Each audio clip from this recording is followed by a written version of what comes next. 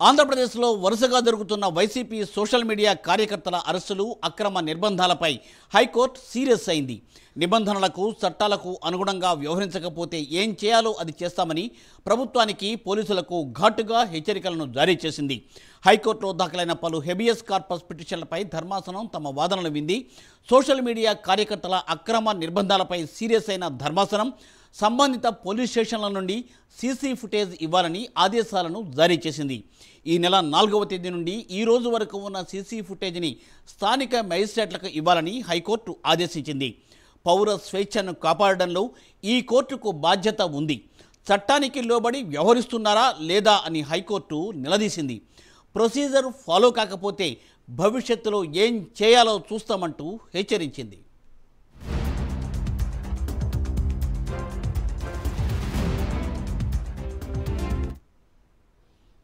Right, దీనిపై మరింత సమాచారాన్ని మా ప్రతినిధి శ్రీనివాస్ అందిస్తారు. శ్రీనివాస్, తాజా అప్డేట్స్ ఏంటి?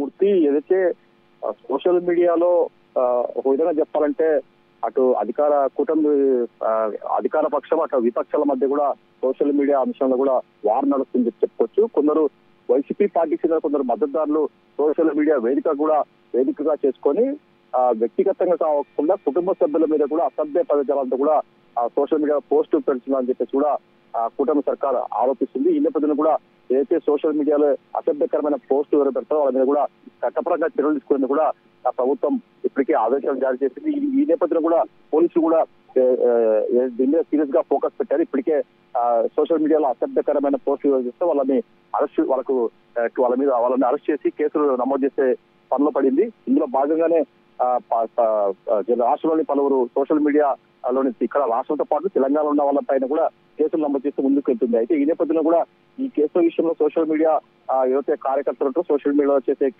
వాళ్ళ మీద కేసులు వాళ్ళ విషయంలో ఈ రోజు హైకోర్టు ముందు కూడా హెబియస్ కార్పస్ చాలా మంది వేశారు. హెబియస్ కార్పస్ పిటిషన్ ఒక్క రోజులోనే ఇన్ని కేసులు హెబియస్ పిటిషన్ రావడం పైన కూడా హైకోర్టు ఆశ్చర్యం వ్యక్తం చేసింది. దీనిపైన కూడా హైకోర్టు న్యాయమూర్తులు కూడా విచారణ చేపట్టారు. దీనిపైన కూడా ఒక దశలో వాళ్ళు ఈ సోషల్ మీడియా కేసుల పైన కూడా వాళ్ళ ఒక దశలో కూడా సీరియస్ అయినట్టు సమాచారము.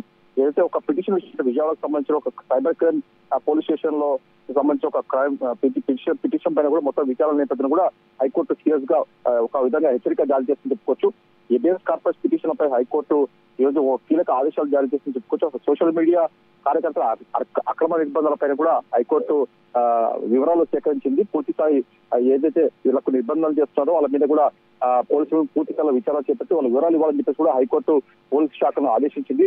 పోలీస్ స్టేషన్ నుంచి ఏదైతే ఈ కేసు విషయంలో సంబంధించి కూడా సీసీ ఫుటేజ్ కూడా ఇవ్వాలని చెప్పేసి కూడా హైకోర్టు పోలీసులకు ఆదేశించింది. ఈ నెల 4 నుండి ఇప్పటి వరకు ఏదైతే ఎన్ని సోషల్ మీడియా కేసులు పైన వాళ్ళపైన కేసులు పెట్టారో దానికి సంబంధించిన వీడియో సీసీ ఫుటేజ్ ఏదైతే ఉన్నా కూడా స్థానిక మేజిస్ట్రేట్ కు ఫీల్డ్ కవర్లు ఇవ్వాలని చెప్పేసి కూడా హైకోర్టు ఆదేశించింది.